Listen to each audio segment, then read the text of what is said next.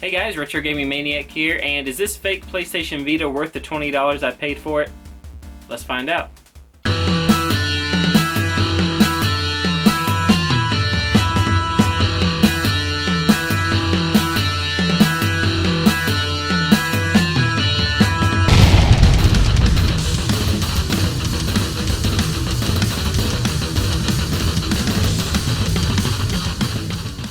Hey guys, so if you know me, you know I'm always looking for a good deal, and I was at this salvage store and found what looked to be a PlayStation Vita.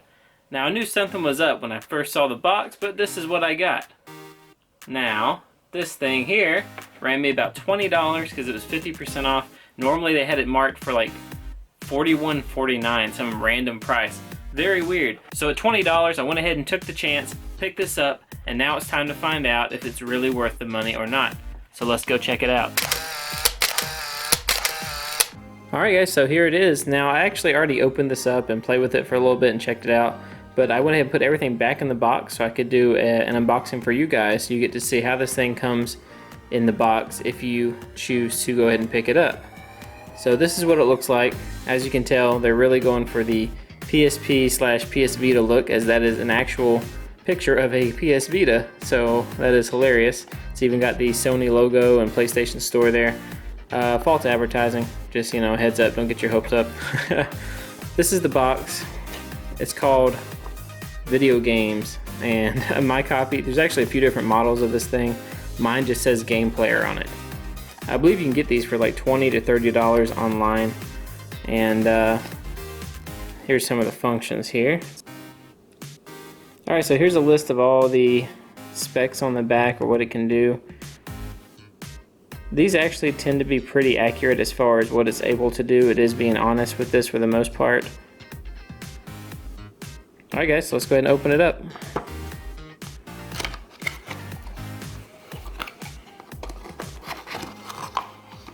Alright, so you get your, I believe that's a mini USB charging cable, so not bad. We've got an extremely cheap pair of earbuds here, headphones. We have the charging adapter here, AC adapter. We have a driver install disc, I'm guessing. That's what it looks like. It's like not labeled at all. I'm guessing it's for just installing the driver so it connects to your computer. And we have a TV AV out or composite out cable, and this actually did not work on mine, but when I plugged in another cable it did work. So you may have better luck than me, but this cable did not work for me.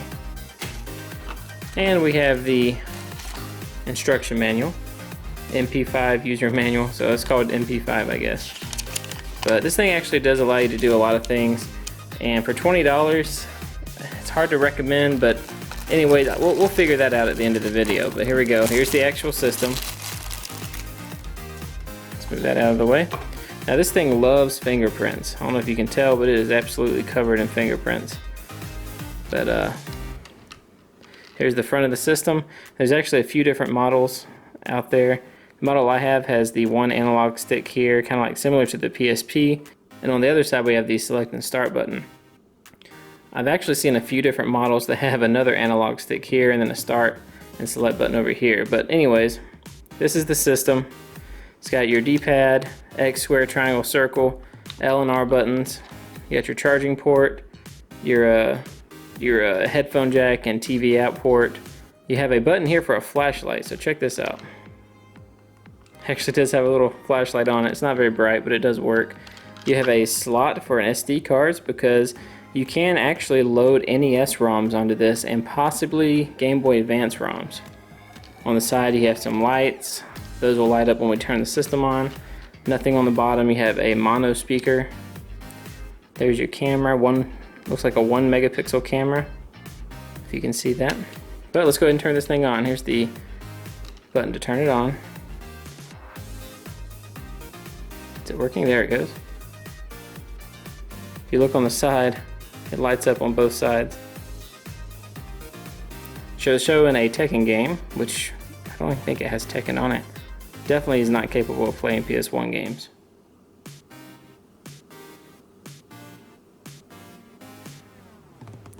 And this thing is very slow. It takes forever to do anything. Okay, so we have a somewhat a user interface that looks kind of like the PS Vita in a way, but not really. Let me take this off here. Oh wow. Yeah, okay, that's staying on.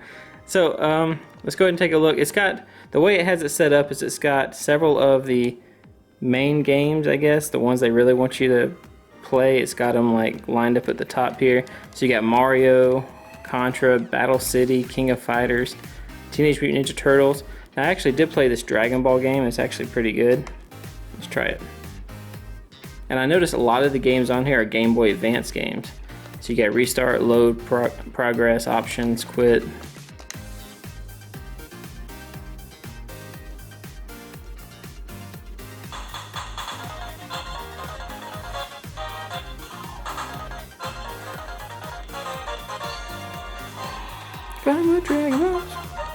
It's actually not bad. There we go. It's all in Japanese, of course.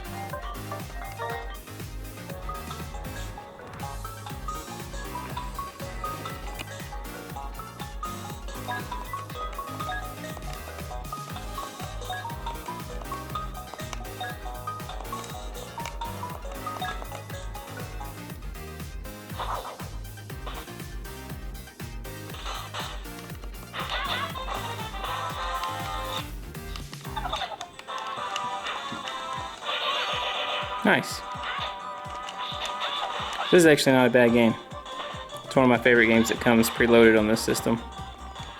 And I'm guessing it's a Game Boy Advance game, probably a Japanese Game Boy Advance game that's just been ported on here.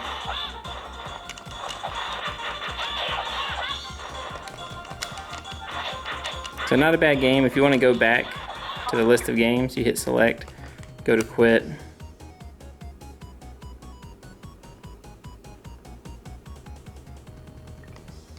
And we got a few other games. Crash Bandicoot, that's just the Game Boy Advance version of it. You got Super Mario. I'm not sure if it's actually Mario or not. Let's check it out.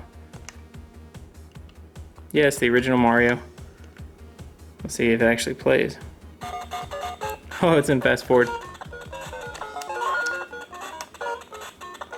It's like the sound is sped up. I think the gameplay is too.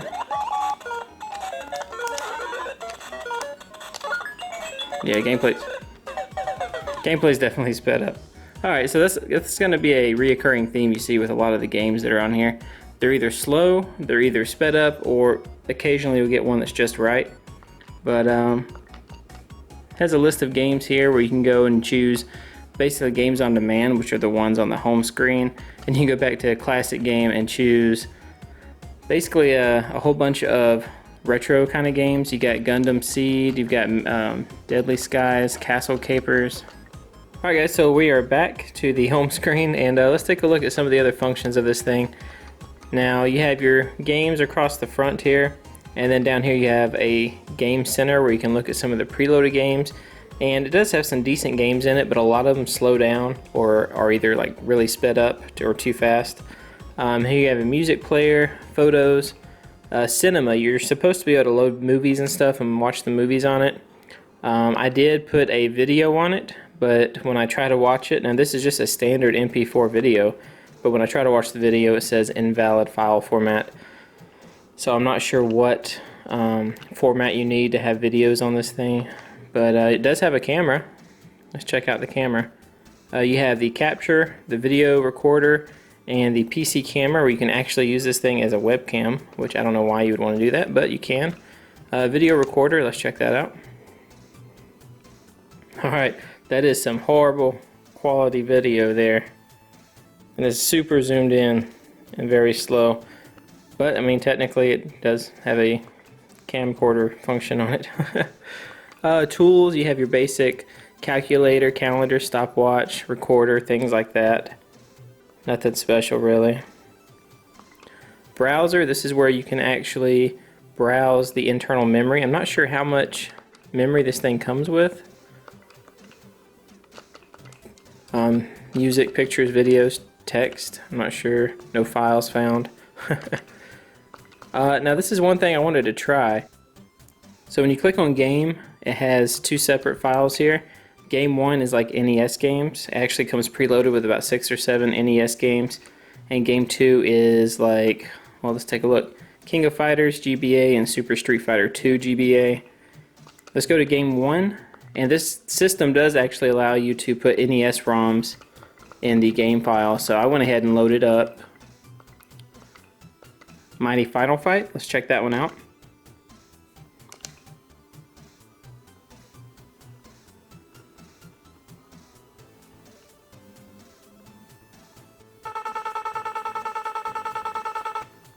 Skip, skip, skip. Now I don't have Mighty Final Fight, so let me know if the sound is off for you guys. Hager, gotta be Hager.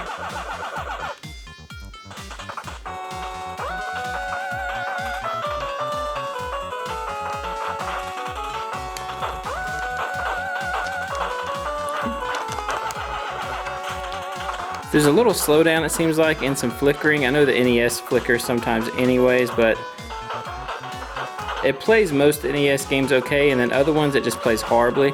So like if we go back to Battletoads Double Dragon and you try playing that, it does not do a good job at all. We got a lot of screen flickering. So it's going to be hit and miss with the NES games that you're able to play on this thing. So I mean, it's pretty much unplayable unless you want to have a seizure or something. Let's go ahead and stop that. So this is the NES section where you can load NES games. Back to the main menu, we'll check out a couple more games. Let's check out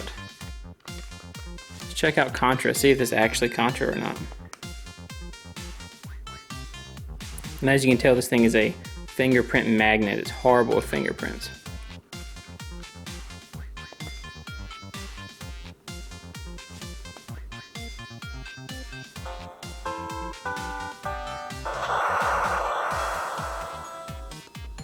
So Contra sounds okay so far. I'm pretty familiar with Contra.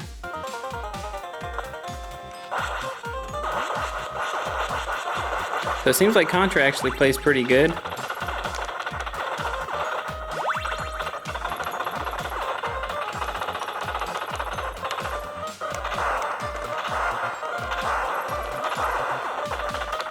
Alright guys, so is this thing worth the $20 that I paid for it?